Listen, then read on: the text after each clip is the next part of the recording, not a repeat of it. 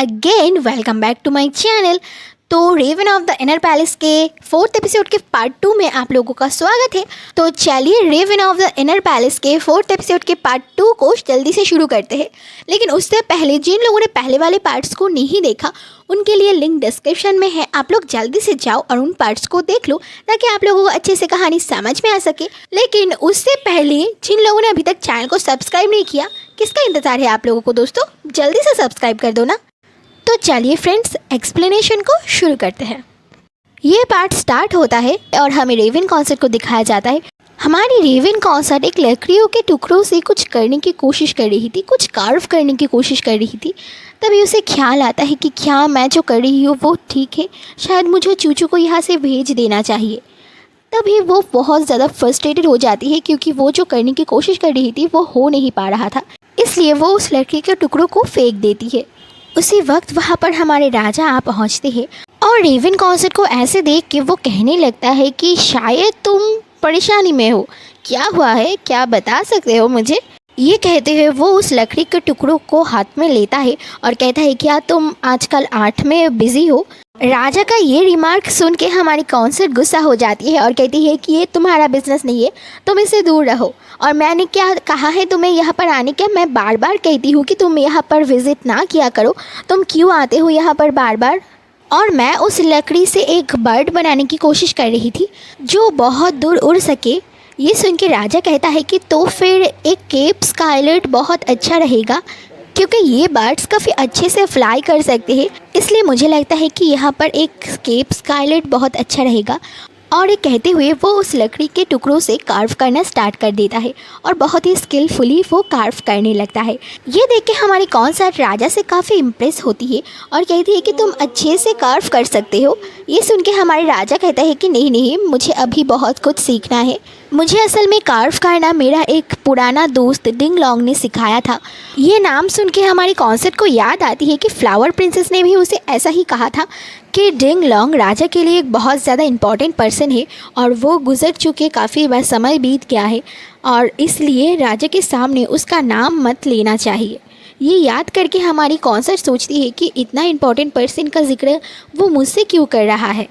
इसके बाद हमारी कॉन्सर्ट राजा से पूछती है क्या तुम अपने किसी सर्वेंट को आज तक कोई गिफ्ट दिया है। ये सुन के राजा कहते हैं कि हाँ ज़रूर, मैंने मेरे पर्सनल सर्वेंट को एक शॉर्ट गिफ्ट किया था। ये सुनने के बाद हमारी कॉन्सर्ट फिर से राजा से पूछती है कि क्या वो गुस्सा हुआ था तुम्हारे ऊपर। ये सुन के हमारे राजा कहते हैं कि मुझे तो नहीं लगता कि वो गुस्सा था, बल्कि वो तो काफ़ी खुश था, है ना, क्या तुम खुश नहीं थे। ये सुन के सर्वेंट भी आगे आके कहता है कि हाँ मैं तो बहुत ज़्यादा खुश हुआ था, मैं उस शॉट को हमेशा ट्रेजर करूँगा। ये जानने के बाद हमारी कॉन्सर्ट फिर से दुखी हो जाती है और अपने मन में सोचती है तो फिर चूचू क्यों गुस्सा थी मुझ पर। तभी हमारे राजा कॉन्सर्ट से पूछता है कि क्या हो रहा है, क्या तुम मुझे बताओगे।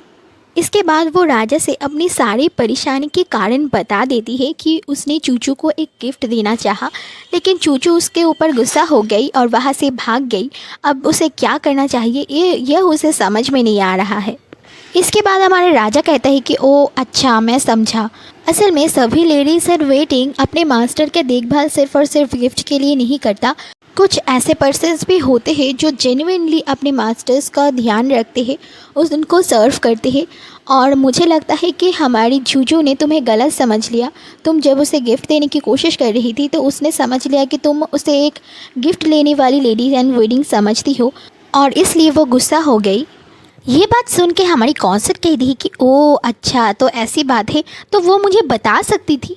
तो ये बात सुन के हमारे राजा कहते हैं कि सभी लोग हर टाइम जो कहते हैं वो असल में सोचते नहीं है, ये तुम्हें समझना चाहिए। अगर तुम ऐसी ही ऑब्लिवियस बन के रहोगी तो बहुत से लोगों को तुम ना चाहते हुए भी अपसेट कर दोगी। ये सारे बात हमारे राजा बहुत ही एंग्री टोन से कहता है। राजा का ये एंग्री टोन सुन के हमारी कॉन्सर्ट कहती है कि क्या तुम भी मुझसे मैड हो क्या तुम भी मुझसे गुस्सा हो। ये सुन के राजा कहता है कि अच्छा तुम ही बताओ, कौन एक दिया हुआ गिफ्ट दूसरे पर्सन को देता है, तुम ही बताओ। ये सुन के कॉन्सर्ट कहती है कि क्या तुमने ही तो मुझे बताया था कि मैं इसको जब चाहूँ जहाँ चाहूँ यूज़ कर सकती हूँ, इसे फेंक भी सकती हूँ, जो चाहूँ कर सकती हूँ। तो ये सुन के राजा बताता है कि मैंने कहा फेंक देना, लेकिन किसी को दे देना नहीं कहा था मैंने। और हाँ, क्या तुम्हारे पास अभी तक वो एम्यूलेट है या फिर तुमने उसे भी किसी को दे दिया? ये सुन के हमारी कॉन्सर्ट कहती है कि नहीं, वो अभी तक मेरे पास ही है। ये सुन के राजा कहता है कि अच्छी बात है, उसे कभी मत खोना, वो मेरे लिए बहुत प्रेशियस है क्योंकि उसे डिंग लॉन्ग ने मेरे लिए बनाया था। ये सुन के हमारी कॉन्सर्ट तो चौंक जाती है कि इतना प्रेशियस थिंग आपने मुझे क्यों दिया। ये सुन के राजा कहते हैं कि इसका सही आंसर तो मुझे भी नहीं पता, ऐसे ही मेरे दिल ने कहा और मैंने मेरे दिल की बात सुनते हुए तुम्हें इसे दे दिया। मुझे भी नहीं पता कि मैंने ऐसा क्यों किया, इसलिए वो हमेशा तुम्हारे पास रखना और कभी किसी को मत देना प्लीज़। ये कहते हुए हमारे राजा यामिंग पैलेस से निकल जाते हैं। और दोस्तों, मुझसे एक गलती हो गई, वो असल में यांग्यान पैलेस नहीं यामिंग पैलेस था। I am really sorry for the mistake. तो इसी एक स्वीट सीन के साथ हमारा ये पार्ट ख़त्म होता है। दोस्तों, आप लोगों को क्या लगता है, हमारे राजा क्या हमारी कॉन्सर्ट से ऑलरेडी प्यार कर बैठे हैं या फिर अभी तक कुछ होना बाकी है? ये जानने के लिए आगे भी मेरे साथ बने रहिए, आगे बहुत से इंटरेस्टिंग चीज़ें होने वाला है दोस्तों। तो आज के लिए इतना ही दोस्तों, मिलते हैं नेक्स्ट पार्ट में, तब तक के लिए बाय बाय।